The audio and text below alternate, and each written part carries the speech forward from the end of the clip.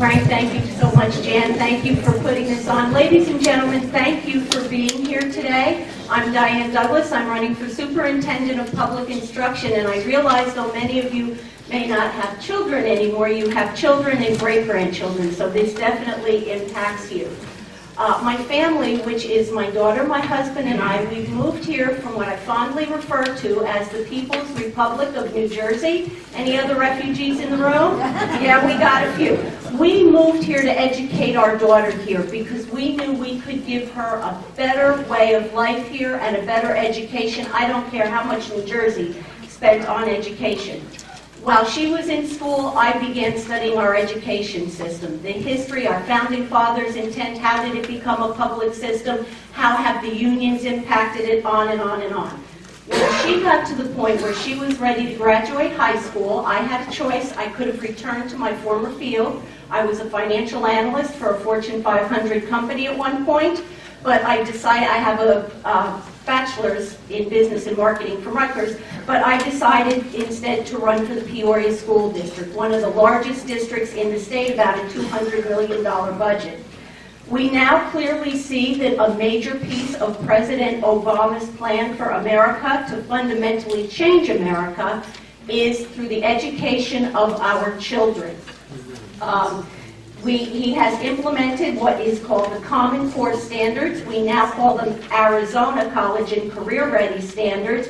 But I don't care what kind of lipstick you put on that pig, it is still a pig. That was implemented by our unelected Board of Education here in Arizona. These standards, they're unconstitutional. They violate 3 federal laws. That we would allow these people to do this behind our backs is unconscionable. We have reformed education multiple times through the last 30, 40 years. I don't have to tell you that our system remains broken, our children or undereducated. That's not going to change with Common Core because the same people who have marginalized academic content, rewritten our history, and have basically turned our education system into one of social indoctrination are the same people responsible for the unconstitutional Common Core standards. We know how to educate our children. We were the best in the world at it for over 200 years.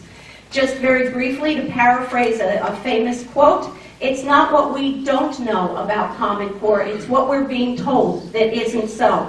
We're being told it's a grassroots effort. It is not. It was created behind closed doors in Washington, D.C. It's internationally benchmarked. That's not true. The validation committee asked for the proof behind this, and there was none to be had. We're told it's higher standards. It has phonics. It has mathematics, simple arithmetic algorithms. We had that in our own standards. They were just as good, but yet we're being forced by an unelected board to spend hundreds of millions of dollars to implement this plan. It must be stopped. It was federally mandated. It takes away local control. It takes away school choice because every single school must be absolutely the same. And if that's not enough, they want to collect hundreds and hundreds of pieces of data on your children, your grandchildren, and your great-grandchildren. That's not what Americans tolerate. I believe that God gives children to parents, and it's up to parents to oversee the children's upbringing and their education. Parents need to get back in the schools. It's their system. They need to take it back. As the Superintendent of Public Instruction, although the state board sets the policy, I'm going to fight it tooth and nail. We need to make sure Arizonans are controlling the education system for the Arizona children. We need to be fighting at the state board level. We need our parents fighting in their locally elected school board level. So they are our children, it is our education system, and we must take it back so that these children will enjoy the freedoms that we've been blessed with since the beginning of this country. I need your help, I need your vote, I need your signatures. I have a table in the back. I'm collecting $5 contributions for clean elections and seed money. My name is Diane Douglas. I'm running for superintendent because I want your children to have the education that made America great. Thank you so much.